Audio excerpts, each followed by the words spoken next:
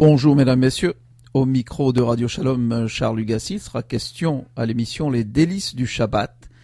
Il sera question cette semaine de l'allumage des bougies. Voyons voir tout d'abord les raisons de cette mitzvah. C'est une mitzvah qui a été instaurée par nos sages d'avoir des bougies ou des veilleuses allumées dans nos foyers durant Shabbat. Alors, il y a deux raisons essentielles à cette instauration de l'allumage des bougies. Tout d'abord, le fait d'avoir des bougies allumées dans nos foyers fait régner une atmosphère solennelle et majestueuse, ce qui contribue à l'honneur qui revient à ce grand jour qu'est le Shabbat. De plus, le fait de prendre le premier des 3 repas de Shabbat à la lumière, à la lueur de la bougie, ça accentue et ça intensifie le plaisir que l'on est censé en retirer. D'autre part, étant donné le fait que durant Shabbat, il est souhaitable de ne pas ressentir de chagrin, d'exaspération ou même de colère, nos sages ont exigé d'éclairer nos foyers afin d'éviter, disons, par exemple, de trébucher sur d'éventuels objets qui se trouveraient sur le sol. D'après la Kabbalah, il faut allumer des bougies en signe de reconnaissance pour la Neshama Yetera, cette étincelle divine que l'on reçoit durant Shabbat. Il faut s'efforcer d'utiliser des substances comme des huiles, des mèches, des bougies qui procurent une belle flamme. Et on dit que quiconque respectera cette mitzvah scrupuleusement aura le mérite d'avoir des enfants érudits en Torah qui éclaireront le peuple juif par leur sagesse. Alors voyons maintenant sur qui repose l'obligation d'allumer. Eh bien, il semble que cette mitzvah repose aussi bien sur les hommes que sur les femmes. Toutefois, nos sages ont transmis aux femmes la responsabilité de son accomplissement, étant donné le fait que c'est Chava, la femme du premier homme, Adam, qui est la cause principale de la faute. En effet, l'univers avait atteint sa perfection avec l'arrivée du premier être humain qui était et qui est l'essentiel de la création et le plus chéri par le Créateur.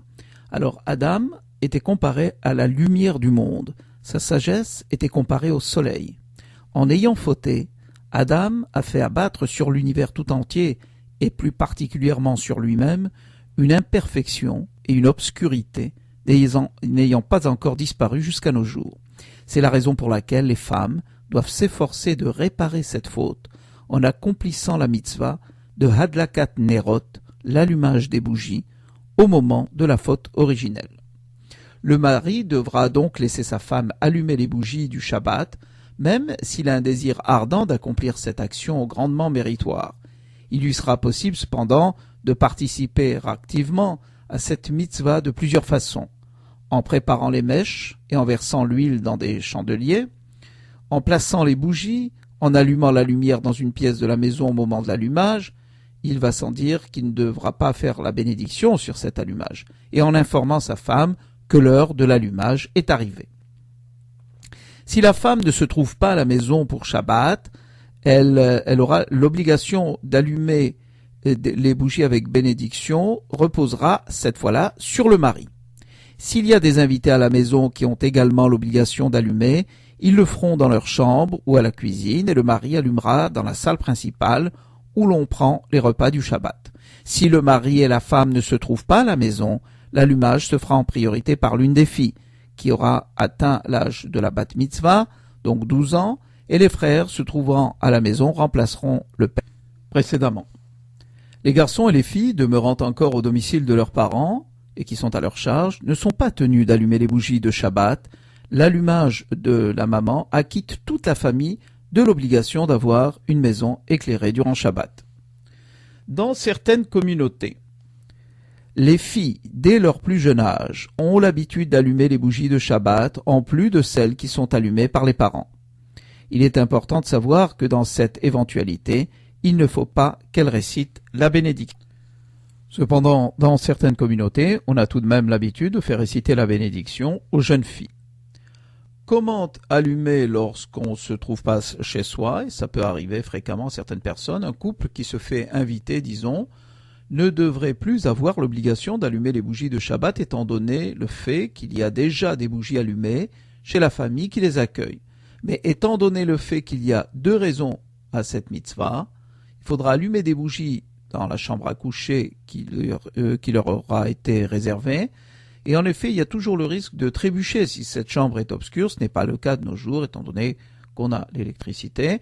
Dans ce cas, il sera préférable d'allumer avec bénédiction avant l'allumage de la maîtresse de maison. Et d'après certains décisionnaires, si la maîtresse de maison allume en premier lieu, sa bénédiction se rapportera à toutes les parties du logement. Donc, il ne sera donc plus possible de faire une nouvelle bénédiction sur l'une des pièces de ce même logement. Attention, il ne faut pas allumer des bougies dans la chambre sans le consentement de la famille, car dans bien des cas, il peut y avoir des risques d'incendie, et on pourra alors se suffire d'une lumière électrique ou d'une source de lumière qui provient d'une pièce attenante.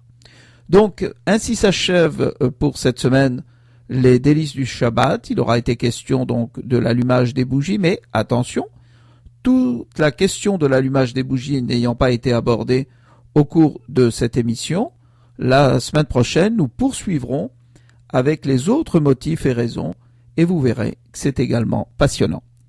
Au micro de Radio Shalom, Charles Lugassi. Bien, merci, Shabbat Shalom, et à la semaine prochaine.